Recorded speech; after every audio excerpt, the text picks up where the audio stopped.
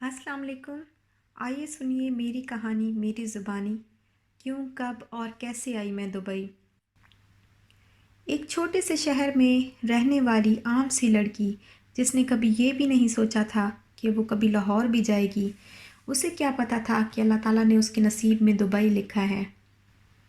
आम सी ज़िंदगी गुजारने वाली एक लड़की जब पहली बार जहाज़ में बैठी तो उसे अपनी ही ज़िंदगी पर यकीन नहीं आया।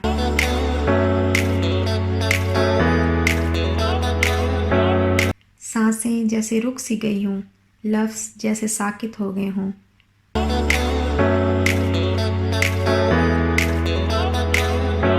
क्या ये मैं हूँ? 30,000 फुट की बुलंदी पर उड़ता जहाज़ जैसे उसके होश उड़ा रहा था। या अल्लाह, तू कितना मेहरबान है। उसके दिल से बार बार ये आवाज़ आ रही थी और वो ख़ुद को अल्लाह ताला के कितना करीब महसूस कर रही थी। तो दोस्तों, इंसान को ज़िंदगी में बहुत कुछ मिलता है जिसका कभी उसने सोचा भी नहीं होता, ख्वाब में भी नहीं सोचा होता। आज मैं सुनाऊंगी अपनी कहानी, अपनी जर्नी टू दुबई। क्यों, कैसे और कब आई मैं दुबई। जॉब ढूंढने में क्या मुश्किलात आईं, क्या जॉब ऑफ़र हुई, ज्वाइन किया या नहीं, विज़िट से वापस जाने के बाद क्या न्यूज़ मिली, और एंड पर एक छोटा सा मैसेज होगा। तो कहानी कुछ यूँ है कि हम दोनों मियाँ बीवी शादी से पहले के ही रिलेटिव्स थे। एक दूसरे के यहाँ बहुत आना जाना था। हम दोनों की रज़ामंदी पर हमारे पेरेंट्स ने हमारा रिश्ता तय किया। मंगनी के बाद हस्बैंड दुबई आ गए थे, तो हमारी फैमिलीज़ ने डिसाइड किया था कि दोनों जहाँ भी रहे साथ रहेंगे। बिकॉज़ लड़के वालों को भी टेंशन होती है और परेशानी होती है, अपने बेटे की फ़िक्र होती है कि घर जैसा माहौल मिले, कोई मुश्किल पेश ना आए। बीवी साथ होगी तो आसानी से रहेंगे। और लड़की वालों को भी होता है कि बेटी दी है तो अच्छा है, अपने शौहर के साथ रहे और खुश रहे। तो ये थी मेरी वजह दुबई आने की। अब मैं आई कैसे, तो वो था यूँ कि हस्बैंड की जो जॉब थी उसमें फैमिली वीज़ा इंक्लूडेड नहीं था। तो हमने सोचा कि विज़िट पे जाना बेहतर है ताकि जॉब ढूंढ लूँ और वीज़ा मिल जाए। खैर, इसी प्लान पर अमल हुआ। अब क्या करते, बिकॉज़ शादी पर भी बहुत ख़र्चा हुआ था और सेविंग्स जो की हुई थी सारी वो लग चुकी थी। तो मेरे हस्बैंड ने कुछ सेविंग करना शुरू की और साथ ही मैंने अपना गोल्ड का सेट सेल कर दिया। और 5 मंथ के अरसे में हमारे पास इतनी रकम जमा हो गई कि मेरा वीज़ा अप्लाई किया जा सकता था। खैर, मेरा वीज़ा अप्लाई हुआ और वीज़ा लग गया और लाहौर एयरपोर्ट से मेरे सफ़र का आगाज़ हुआ। मैं यूएई आ गई। मेरी फ़्लाइट लाहौर टू शारजा थी। अभी शारजा में ही होते थे, शारजा में ही उनकी जॉब थी, तो फिर इसीलिए हमने रूम भी शारजा में ही लिया। और एक इंडियन फैमिली के साथ हमने फ़्लैट शेयर किया था। ये जो आपको सामने नज़र आ रहा है, ये दूसरे फ्लोर पर ये वो रूम था जहाँ हमने 2 महीने गुजारे थे। ये उसी रूम की बालकनी आपको नज़र आ रही है। और मैं अब भी मेरे इस फैमिली के साथ ताल्लुकात हैं, मैं अक्सर इनसे मिलती हूँ। और ये अलवादा रोड है और यहीं मेरे विज़िट के शब व रोज़ गुज़रे हैं। खैर, बहुत अच्छा एक्सपीरियंस था। अक्सर मैं यहाँ रोड पर वॉक करती थी, बाहर आती थी, रौनक देखती थी। बड़ी रौनक होती थी तब भी और अब भी यहाँ पे बहुत रौनक होती है। ये टेस्ट सुपरमार्केट है, यहाँ से मैं अपनी ग्रॉसरी किया करती थी। और ये मुस्तकबिल कैफ़ेटेरिया है जहाँ से अक्सर हम चाय पिया करते थे और जैसे ही रात को वॉक करने के लिए निकलते थे तो भी यहीं से चाय पीते थे। अब जॉब अप्लाई करना मैंने शुरू कर दी थी और जॉब में सर्च करने में मुझे क्या मुश्किलात पेश आई, तो वो थी ये कि मैंने बीए साइकोलॉजी में किया है और बीएड में भी मैंने साइकोलॉजी ही पढ़ी है। तो मेरा प्लान था कि हम टीचिंग के लिए अप्लाई करेंगे। बट जब मैं यहाँ आई तो पता चला स्कूल्स तो वीज़ा ही नहीं देते हैं। आपके पास हस्बैंड वीज़ा होना चाहिए तभी जॉब मिलती है। और मेरे पास तो हस्बैंड वीज़ा नहीं था, मैं तो विज़िट पे आई थी।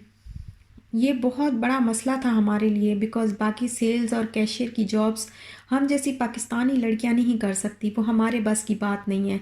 ये फ़िलिपींस की लोगों की जॉब्स हैं जो आराम से टी शर्ट और पैंट वगैरह पहन के, जीन्स वगैरह पहन के जॉब्स कर लेती हैं। تو پھر سوچا کہ کچھ ایسا ڈھونڈا جائے جو آرام سے کر سکوں. کمپیوٹر سکلز تھیں تو صحیح بٹ کچھ خاص نہیں تھی. خیر اپلائی کرتی رہی، اپلائی کرنا میں نے شروع کر دیا، اور جو فرسٹ کال آئی وہ سیلز کی تھی. شارجہ کلاک ٹاور کے پاس ایک آپٹیکل شاپ جہاں کا آنر پاکستانی تھا. پہلا دن، پہلا انٹرویو اور ہسبینڈ کی ڈیوٹی تھی. خیر مجھے اکیلے ہی جانا تھا. اجنبی شہر، اجنبی راستے.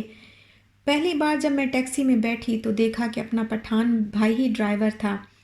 اس نے بہت ہیلپ کی، مجھے شاپ ڈھونڈنے میں بہت میری مدد کی. آخر کار میں نے انٹرویو دے دیا، لیکن جو مسئلہ تھا وہ یہ تھا کہ صبح جو ٹائمنگ تھی وہ بہت زیادہ خراب تھی، بیکاز صبح جانا تھا، پھر دوپہر میں چھٹی ہو جاتی تھی، واپس گھر آ جانا تھا، اور پھر شام کو جاؤ اور رات کو 12 بجے تک جاب کرو.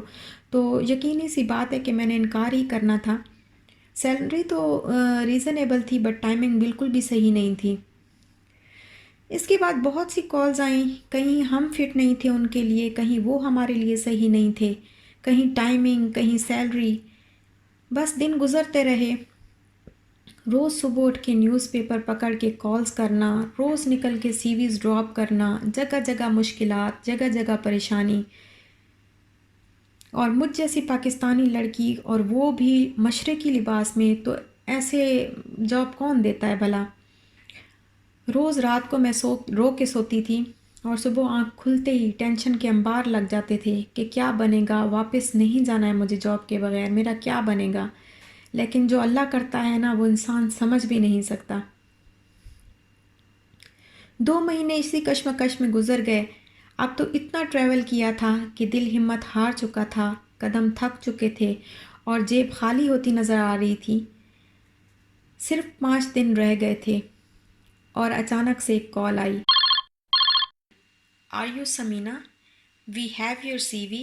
Are you searching for the job? Right? اور جان میں جیسے جان آ گئی ہو. انٹرویو دیا، سلیکشن ہو گئی. جاب کیا تھی؟ جاب تھی ایک سپروائزر کی، جسے کیفیٹیریا کے کچن سے لے کر آرڈرنگ، کیش، سب کچھ سنبھالنا تھا. ایک پرفیکٹ جاب تھی میرے لیے. 3 دن کا ٹرائل دینے کے بعد میں پاکستان واپس آ گئی. ویزا جسٹ 25 ڈیز میں دینے کا کہا گیا تھا، بٹ ہوا کچھ یوں کہ جب آنر لیڈی نے میرا ویزا اپلائی کیا تو انہیں پتہ چلا کہ وہ اپنے کیفیٹیریا میں لیڈی سپروائزر نہیں رکھ سکتی ہیں. بس پھر کیا، قصہ ختم، پیسہ ہضم. ارے نہیں، اللہ کبھی اپنے بندے کے ساتھ برا نہیں کرتا. وہ رب 70,000 ماہوں سے بھی بڑھ کے ہمیں چاہتا ہے. اس نے کچھ اس سے بھی زیادہ بہتر پلان کیا تھا. میرے ہسبینڈ اس کے بعد عمرہ کرنے کے لیے گئے، اور جب وہ ڈیوٹی پر واپس آئے تو ان کو بہت ہی اچھی جاب آفر ہوئی، جس کا سیلری پیکیج بھی بہت اچھا تھا، اور فیملی ویزا بھی انکلوڈڈ تھا. بس پھر کیا، جاب جوائن کرنے کے 3 مہینے کے بعد میرا ویزا لگا اور میں اڑ کے پھر دوبارہ دبئی آ گئی. اور اب آپ کے سامنے ہوں میں. ہم نے ابو شغارہ میں ہی اسٹوڈیو فلیٹ لیا تھا، بیکاز دوسری جاب بھی شارجہ میں تھی، اور شارجہ ابو شغارہ میں ہم نے فلیٹ لیا، اور پھر سے میں نے جاب تلاش کرنا شروع کر دی تھی. بٹ اس بار میں صرف ٹیچنگ سرچ کر رہی تھی، کیونکہ میرے پاس ہسبینڈ ویزا تھا. تو یہ تھی میری کہانی. ہوپ کہ آپ لوگوں کو اچھی لگی ہوگی. اور اینڈ پہ بس ایک چھوٹا سا میسیج ہے کہ زندگی مسلسل ایک امتحان ہے. اس میں بہت ساری چیزوں پر کمپرومائز کرنا پڑتا ہے، بٹ بہت کچھ پانے کے لیے بہت کچھ کھونا پڑتا ہے. بہت کٹھن راستے بھی آتے ہیں، اور بہت سے نشیب و افراز سے بھی گزرنا پڑتا ہے. تو کبھی بھی ہارنا نہیں ہے، کبھی بھی دل چھوٹا نہیں کرنا، کیونکہ ہر رات کے بعد ایک صبح ضرور آتی ہے. اللہ آپ سب کو کامیاب فرمائے، آباد رکھے، اور آپ کے راستے آپ کے لیے کھول دے، اور منزلیں آسان ہو جائیں. آمین ثم آمین. اجازت دیجیے گا. اللہ حافظ.